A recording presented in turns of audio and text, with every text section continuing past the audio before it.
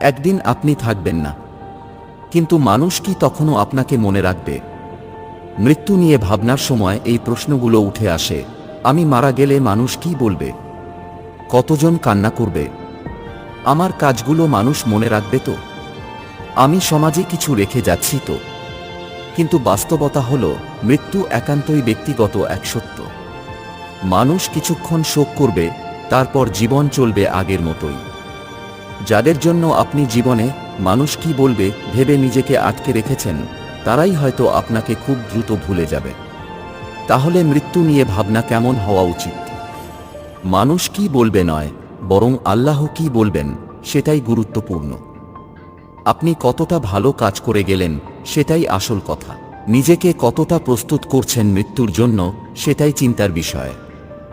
মানুষ কি বলবে, এই চিন্তায় মৃত্যু নয়, জীবনের প্রতিটি দিন নষ্ট হয়। মৃত্যু নিয়ে ভাবুন, তবে মানুষের চোখে নয়, আপনার রবের চোখে। আপনার ভাবনা কি?